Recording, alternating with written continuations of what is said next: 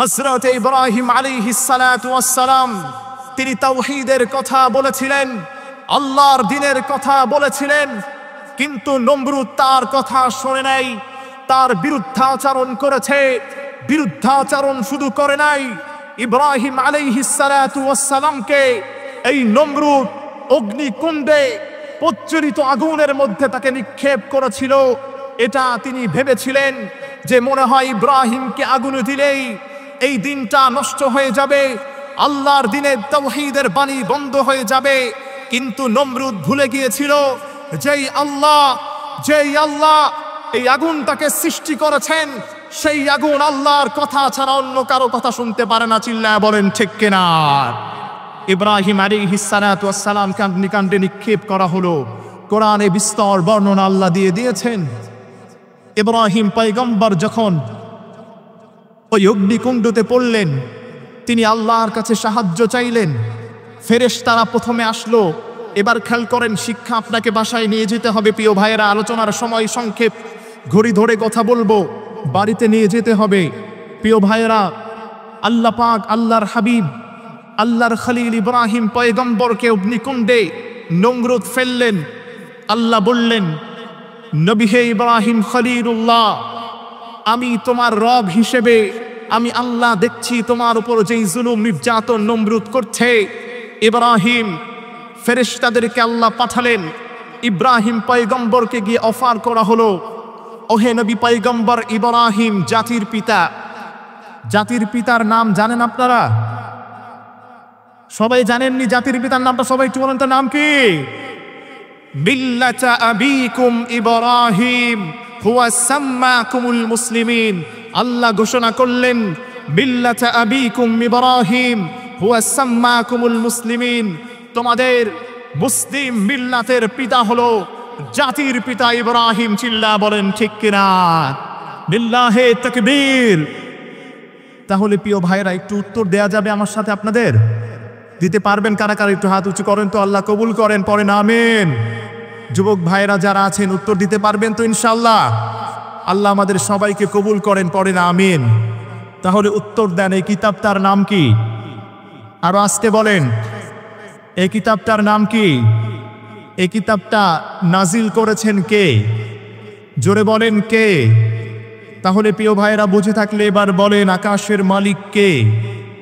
জমিনের মালিক কে? উনজুর ইলাস সামা, তোমরা দু চোখ দিয়ে যেই আসমান দেখতে পাও, সেই আসমানের একজন পালনকর্তা আছে। বিগয়রি আমাদিন তারাউনাহা, যেই আল্লাহ আসমানটাকে মাথার উপর দিলেন এবং তিনি এটাও ঘোষণা করলেন, মাহফিলে আসলেন, সামিয়ানার নিচে বসা, সামিয়ানাকে ধরে রেখেছে কতগুলো খুঁটি। খুঁটির দরকার আছে না নাই? বুঝতেছেন কথা? আমি আলোচনা কিন্তু ঢুকে যাচ্ছি, সময় সংক্ষেপ, কোরআন দিয়ে কথা বলবো ইনশাআল্লাহ। তাহলে প্রিয় ভাইরা বুঝে থাকলে বলেন তো, এই যে সামিয়ানা এখানে হলো, পিলারের দরকার আছে না নাই? খুঁটির দরকার আছে না নাই? জোরে বলেন। শ্রমিকের দরকার আছে না নাই? মজুরের দরকার আছে না নাই? আর সেই আল্লাহর দিকে আপনি একটু দৃষ্টিপাত করেন, উনজুর ইলাস সামা, আল্লাহ বললেন, ও গোলাম আকাশের দিকে তাকা, আর তাকিয়ে দেখ এই আসমানটা তোর মাথার উপর আমি আল্লাহ যে সাজিয়ে রেখেছি, সুন্দর সুবিশাল আকাশ আমি তোমাকে দিচ্ছি। এই সুন্দর আকাশের একজন পালনকর্তা আছে। সেই পালনকর্তার বৈশিষ্ট্য, সেই পালনকর্তার অন্যতম সৌন্দর্য হলো তিনি যে আসমানটাকে ঝুলিয়ে রেখেছেন, সেই আল্লাহ কোনো খুঁটি ব্যবহার করে নাই। আল্লাহু আকবার বলেন। বিগাইরি আমাদিন তারাউনাহা, আল্লাহ বললেন, গোলাম বাড়ি করতে, গাড়ি করতে, একটা স্ট্রাকচার দাঁড় করাতে, একটা বিল্ডিং এর পিলার দিতে হয়, নিজে মজবুত করতে হয়, নয়তো ভেঙে যায়, চুরমার হয়ে যায়, তসনস হয়ে যায়। কিন্তু আমি আল্লাহ তোকে ঘোষণা করছি, আমি আল্লাহ যে সুবিশাল আকাশকে সৃষ্টি করলাম, এই সুবিশাল আকাশের মধ্যে বিগয়রি আমাদিন তারাউনাহা, একটা খুঁটি নাই, একটা স্তম্ভ নাই, একটা পিলারের দরকার হয় নাই। আল্লাহু আকবার বলে। তাহলে প্রিয় ভাইরা, সেই আল্লাহর কুদরত এখনো আছে না নাই? মেহেরবানি করে আসতে বলবেন না, জোরে বলেন আছে না নাই? সেই আল্লাহ এখনো আছে না নাই? সেই আল্লাহর ক্ষমতা এখনো আছে না নাই? তাহলে প্রিয় ভাইরা এবার আসেন, এই কিতাবটা নাজিল করেছেন কে? সবাই জোরে বলেন, কারো জবান বন্ধ রাখবেন না, মেহেরবানি করে জোরে সরে চিৎকার মেরে বলেন, এই কিতাবটা নাজিল করেছেন কে? আরো জোরে বলেন, কিতাবটা নাজিল করেছেন কে? সেই আল্লাহ বলছেন, ইন্না নাহনু নাযালনা যিকরা ওয়া ইন্না লাহু লাহাফিজুন। সরাসরি কোরআন থেকে বলার চেষ্টা করব। ইন্না নাহনু নাযালনা যিকরা, সেই আল্লাহ কোরআনটাকে নাজিল করলেন। প্রথমেই ঘোষণা করছেন, ইন্না, নিশ্চয়ই, নাহনু নাযালনা যিকরা, নিশ্চয়ই এই কোরআনকে, এই কিতাবকে, এই জিকিরকে আমি আল্লাহ নাজিল করেছি। তাহলে প্রিয় ভাইরা বুঝে থাকলে একটু বলেন, এই কোরআনটাকে নাজিল করেছেন কে? এরপরে আল্লাহ বলছেন, ওয়া ইন্না লাহু লাহাফিজুন, শুধু নাজিল আমি করি নাই, দুনিয়ার মানুষের কাছে আমি এটা ন্যস্ত করি নাই, কোনো ক্ষমতাধরকে আমি দেই নাই, কোনো শক্তিবান মানুষকে আমি দেই নাই, এই পৃথিবীর কারো কাছে এই কোরআনকে আমি সুপর্দ করি নাই, কিন্তু আমি আল্লাহ এই কোরআনটাকে নিজে নাজিল করেছি। আমি আল্লাহ নিজেই এই কোরআনটাকে হেফাজত করব। আল্লাহু আকবার পড়েন। তাহলে প্রিয় ভাইরা এবার বলেন, ঘোষণাটা কার? সবাই জোরে সরে বলতে হবে, ঘোষণাটা কার? তাহলে আল্লাহর ঘোষণার সঙ্গে কি আমরা একমত নাকি দ্বিমত? কারা কারা একমত আছেন দুই হাত তুলে আল্লাহকে দেখান। লিল্লাহি তাকবীর, লিল্লাহি তাকবীর। আল্লাহ আমার সব ভাইদেরকে কবুল করেন, জোরে সরে বলেন আমিন। আর জোরে বলেন না আমিন। তাহলে প্রিয় মুসলমান ভাইরা, আমি আপনাদের কাছে একটা দাবি করতে চাই, একটা কথা বলতে চাই, একটা কম্প্রোমাইজ আমি নিতে চাই, একটা ওয়াদা আমি আপনাদের কাছ থেকে নিতে চাই। প্রিয় ভাইরা এবার তাহলে বলেন, এই কোরআনটা নাজিল করেছেন কে? জোরে বলেন, সবাই বলে না, জোরে বলেন। ডান পাশের ভাইরা বলেন তো, কোরআনটা নাজিল করেছেন কে? বাম পাশের ভাইরা বলেন, কোরআনটা নাজিল করেছেন কে? জোরে সরে বলেন, কোরআন নাজিল করেছেন কে? তাহলে প্রিয় ভাইরা, কোরআনটা হেফাজত করবেন কে? জোরে বলেন, হেফাজত করবেন কে? এর মধ্যে কোনো সন্দেহ আছে? কোনো দ্বিধাদ্বন্দ্ব আছে? Any confusion, any doubt? লা শাক্কা ফি, লা রাইবা ফি। আল্লাহ ঘোষণা করলেন, এই কোরআন আমি আল্লাহ নাজিল করেছি। এই কোরআনের সংরক্ষণ, এই কোরআনের হেফাজত, এই কোরআনের দায়িত্ব কাল কিয়ামত পর্যন্ত আমি আল্লাহ নিজ হাতেই রেখে দিলাম। আল্লাহু আকবার বলেন। তাহলে প্রিয় ভাইয়েরা, আমরা বলতে চাই, যুগে যুগে যারা এই কোরআনের আওয়াজকে নিস্তব্ধ করতে চেয়েছে, যুগে যুগে সময় সময় যারা এই কোরআনের বিরুদ্ধাচরণ করেছে, তারা কি এখন আছে না নাই? জোরে বলেন, আছে না নাই? ইতিহাস সাক্ষী দেয়, হযরত ইব্রাহিম আলাইহিস সালাতু ওয়াস সালাম, তিনি তাওহীদের কথা বলেছিলেন, আল্লাহর দ্বীনের কথা বলেছিলেন, কিন্তু নমরুদ তার কথা শোনে নাই, তার বিরুদ্ধাচরণ করেছে। বিরুদ্ধাচরণ শুধু করে নাই, ইব্রাহিম আলাইহিস সালাতু ওয়াস সালামকে এই নমরুদ অগ্নিকুণ্ডে প্রজ্বলিত আগুনের মধ্যে তাকে নিক্ষেপ করেছিল। এটা তিনি ভেবেছিলেন যে মনে হয় ইব্রাহিমকে আগুনে দিলেই এই দিনটা নষ্ট হয়ে যাবে, আল্লাহর দ্বীনের তাওহীদের বাণী বন্ধ হয়ে যাবে। কিন্তু নমরুদ ভুলে গিয়েছিল, যেই আল্লাহ এই আগুনটাকে সৃষ্টি করেছেন, সেই আগুন আল্লাহর কথা ছাড়া অন্য কারো কথা শুনতে পারে না। চিল্লায় বলেন ঠিক কিনা? ইব্রাহিম আলাইহিস সালাতু ওয়াস সালাম অগ্নিকাণ্ডে নিক্ষেপ করা হলো। কোরআনে বিস্তর বর্ণনা আল্লাহ দিয়ে দিয়েছেন। ইব্রাহিম পয়গম্বর যখন ওই অগ্নিকুণ্ডতে পড়লেন, তিনি আল্লাহর কাছে সাহায্য চাইলেন। ফেরেশতারা প্রথমে আসলো। এবার খেয়াল করেন, শিক্ষা আপনাকে বাসায় নিয়ে যেতে হবে। প্রিয় ভাইয়েরা, আলোচনার সময় সংক্ষেপ, ঘড়ি ধরে কথা বলবো, বাড়িতে নিয়ে যেতে হবে। প্রিয় ভাইয়েরা, আল্লাহ পাক আল্লাহর হাবিব, আল্লাহর খলিল ইব্রাহিম পয়গম্বরকে অগ্নিকুণ্ডে নমরুদ ফেললেন। আল্লাহ বললেন, নবী হে ইব্রাহিম খলিলুল্লাহ, আমি তোমার রব হিসেবে আমি আল্লাহ দেখছি তোমার উপর যেই জুলুম নির্যাতন নমরুদ করছে। ইব্রাহিম, ফেরেশতাদেরকে আল্লাহ পাঠালেন। ইব্রাহিম পয়গম্বরকে গিয়ে অফার করা হলো, ওহে নবী পয়গম্বর ইব্রাহিম জাতির পিতা। জাতির পিতার নাম জানেন আপনারা? সবাই জানেননি জাতির পিতার নামটা, সবাই একটু বলেন তো নাম কি? বিল্লাতা আবিকুম ইব্রাহিম হুয়া সাম্মাকুমুল মুসলিমিন। আল্লাহ ঘোষণা করলেন বিল্লাতা আবিকুম ইব্রাহিম হুয়া সাম্মাকুমুল মুসলিমিন, তোমাদের মুসলিম মিল্লাতের পিতা হলো জাতির পিতা ইব্রাহিম। চিল্লা বলেন ঠিক কিনা?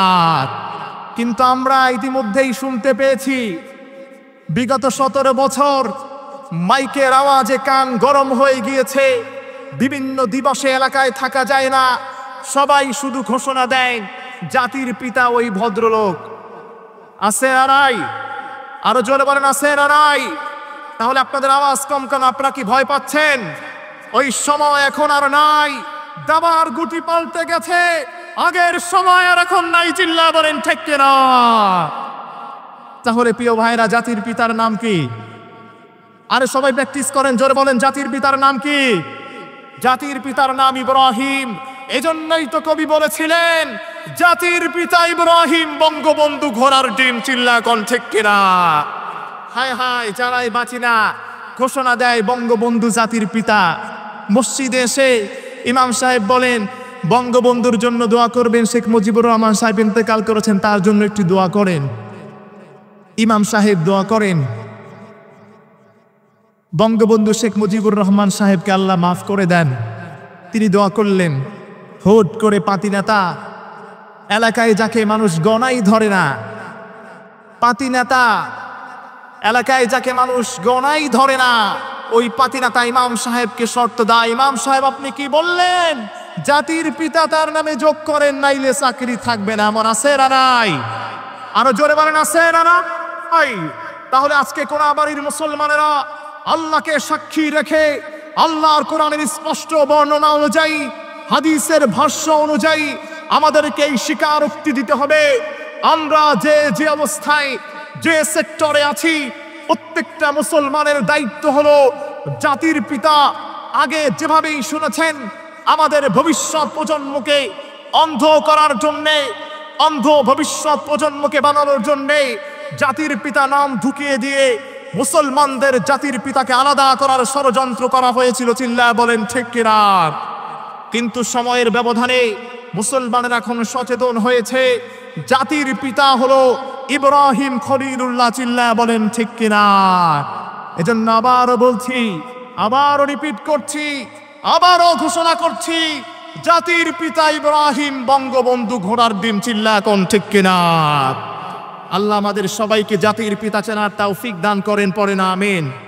আরো জোরে সরে বলেন আমিন। তাহলে প্রিয় ভাইরা একটু উত্তর দেন। যুগে যুগে আল্লাহর কোরআনকে নিস্তব্ধ করার জন্য বহু উপায় তারা করা হয়েছে, বহু ষড়যন্ত্র করা হয়েছে, কিন্তু সময়ের ব্যবধানে সবাই নিশ্চিহ্ন হয়ে গেছে। আল্লাহর কালাম এখনো অক্ষত আছে না নাই? আপনারা মনে হয় বোঝেন না আমার কথা, আছে না নাই? তাহলে প্রিয় ভাইরা এবার উত্তর দেন। ইব্রাহিম আলাইহিস সালাতু ওয়াস সালাম তিনি অগ্নিকুণ্ডে নিক্ষিপ্ত হলেন, ফেরেশতারা তার কাছে আসলেন, জিবরাইল এসে বললেন, ওহে নবী পয়গম্বর ইব্রাহিম খলিলুল্লাহ, আপনি তো আল্লাহর হাবিব, আল্লাহর নবী ইব্রাহিম খলিলুল্লাহ, ওহে নবী আপনাকে অগ্নিকুণ্ড থেকে মুক্ত করার জন্য আমি জিবরাইল চলে আসছি। আল্লাহর হাবিব, আল্লাহর খলিল ইব্রাহিম খলিলুল্লাহ উত্তরটা কি দিলেন? এবার একটু বাসায় নিয়ে যেতে হবে।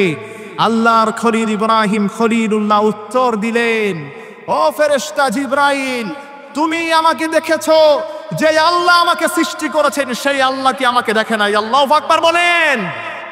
এটা ছিল ঈমানের অবস্থা, ঈমানের পাওয়ার। আল্লাহ সঙ্গে সঙ্গে বললেন, আল্লাহ সঙ্গে সঙ্গে বললেন, ও ইব্রাহিম, আমি আল্লাহই তো জিবরাইলকে পাঠাইছি। ইব্রাহিম, তোমার জন্য অগ্নিকুণ্ডকে আমি আল্লাহ ঠান্ডা করে দিলাম। আল্লাহু আকবার বলেন।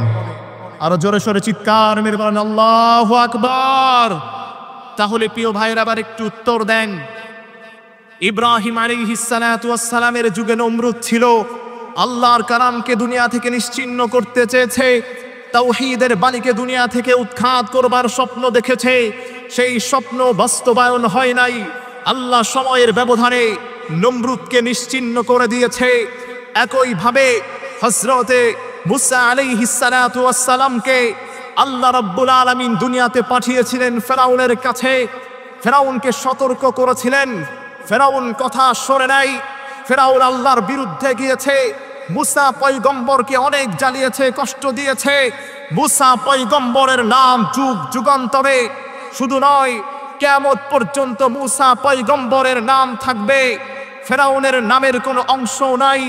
ঠিক একইভাবে 1450 বছর পূর্বে আপনার নবী, আমার নবী, বিশ্ব নবী, দয়াল নবী, মায়ার নবী, রাহমাতুল লিল আলামিন এই ধরার মুখে আগমন করেছিলেন। কত কাফের, কত মুশরিক, উতবা, শাইবা, আবু জাহেল, আবু লাহাবেরা আল্লাহর নবীর সমন্বয়কে, আল্লাহর নবীর দাওয়াতকে স্তব্ধ করতে চেয়েছিল। কিন্তু দেখা যায় ইতিহাসের পাতায় আল্লাহর হাবিবের নাম এখনো আছে, পূর্বেও ছিল, এখনো আছে, কাল কিয়ামত পর্যন্ত থাকবে। চিল্লা বলেন ঠিক কিনা?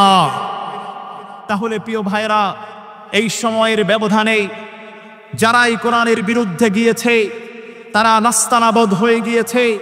যারা কোরআনের সাথে ছিল তারাই বিজয় ছিনিয়ে আনতে পেরেছে, তারাই আল্লাহর নবীর শাফায়েত পাবে। চিল্লা বলেন ঠিক কিনা? আরো জোরে সোরে বলেন ঠিক কিনা? তাহলে প্রিয় ভাইরা, এবার একটু আমার সঙ্গে বুঝে থাকলে অ্যান্সার দেন। এই কিতাবটা নাজিল করেছেন কে? জোরে বলেন কে? এই কোরআনটাকে সংরক্ষণ করবেন কে? আর জোরে বলেন, কোরআনটাকে সংরক্ষণ করবেন কে? প্রিয় ভাইরা, এবার একটু বোঝেন, আলোচনার সময় সংক্ষেপ। এই কোরআনটাকে আমি হাতে নিলাম, এই কোরআনটাকে একটা কাপড় দিয়ে আমি পেঁচিয়ে নিলাম, কোরআনটাকে কাপড় দিয়ে বাঁধলাম। তাহলে প্রিয় ভাইরা, আগে এই কাপড়টার দাম ছিল না, দামটা বাড়িয়ে দিয়েছেন কে? আপনারা মনে আমার কথাটা বুঝতেছেন না? বুঝতেছেন ভাইরা? তাহলে একটু উত্তর দেন, অ্যান্সার দেন। দামটা বাড়িয়ে দিলেন কে? জোরে সোরে শুনতে চাই, দাম বাড়িয়ে দিয়েছেন কে? এরপরে ধরেন আল্লাহর কালামটা আমি এই টেবিলের উপর রাখলাম, আল্লাহর কালামটা টেবিলের উপর। আগে এই টেবিলটা বাসায় ছিল, তখন পায়ে লাগতো, হাতে লাগতো, সতর্ক হই নাই, বিরক্ত হই নাই। কিন্তু যখনই আল্লাহর কোরআনটা এই টেবিলে রাখা হলো, যখনই আল্লাহর কালামটাকে এই টেবিলের উপর রাখা হলো, সঙ্গে সঙ্গে এই টেবিলটার মর্যাদা বাড়িয়ে দিয়েছেন একজন। তিনি কে? আরো জোরে সোরে বলেন তিনি কে? আরো আওয়াজ করে বলেন তিনি কে? তাহলে প্রিয় ভাইরা, এবার একটু উত্তর দেন। আপনার ঘরে আপনি একজন মুসলমান, আমিও একজন মুসলমান। আপনিও আল্লাহকে বিশ্বাস করেন, আমিও আল্লাহকে বিশ্বাস করি। আপনিও নবীকে মানেন, আমিও নবীকে মানি। আপনিও কোরআন বিশ্বাস করেন, আমিও কোরআনটাকে বিশ্বাস করি। তাহলে এবার একটু উত্তর দেন। আপনার আমার বাড়িতে যখন যাওয়া হয়, তখন আমরা গিয়ে দেখতে পাই নামধারী মুসলমানের ঘরে অনেক মুসলমানেরা এমন আছে যাদের ঘরে সায়েন্সের বইগুলো সুন্দরভাবে তাকে তাকে সাজানো পাওয়া যায়, যাদের ঘরে আর্টসের বইগুলো সুন্দরভাবে বাইন্ডিং করে রাখা দেখা যায়, প্রতিদিন এটাকে সাফাই করা হয়। যাদের ঘরে কমার্সের বইগুলো সুন্দরভাবে রাখা হয়, এত সুন্দরভাবে সেটাকে র্যাপিং করা হয়, কোনো পোকা মাকড় তো দূরের কথা, ধুলো বালিও পড়তে দেয় না। তাহলে প্রিয় ভাইরা, এবার একটু উত্তর দেন, এমন ঘর আছে না নাই? জোরে বলেন আছে না নাই? আর জোরে বলেন আছে না নাই? ঠিক একইভাবে আপনি যখনই তাদের ঘরে যাবেন, দেখবেন তাদের ঘরে কমার্সের বইগুলো সুন্দরভাবে পাওয়া যায়, সায়েন্সের বইগুলো সুন্দরভাবে পাওয়া যায়, আর্টসের বইগুলো সুন্দরভাবে লাগিয়ে রেখেছে। কিন্তু সব থেকে দুঃখের বিষয় হলো, কোনাবাড়ির মুসলমানেরা, আল্লাহর কসম খেয়ে বলছি, মুসলমানদের অধঃপতন হলো এই কারণেই এখন হচ্ছে। সব ঠিক আছে, বাসায় গিয়ে আল্লাহর কালামের সন্ধান পাওয়া যায় না। চিল্লায় বলেন ঠিক কিনা? আরো জোরে বলেন ঠিক কিনা? কিন্তু মুসলমান, আফসোস হয়, আপনি একজন মুসলমান হিসেবে, আপনি একজন মুসলমান হিসেবে, আল্লাহর কালাম পড়নেওয়ালা হিসেবে আপনার ঘরে সব পাওয়া যায়, কিন্তু আর আল্লাহর কোরআন পাওয়া যায় না। চিল্লায় বলেন ঠিক কিনা? তাহলে প্রিয় ভাইয়েরা, এখন থেকে কোরআন পড়া দরকার আছে না নাই?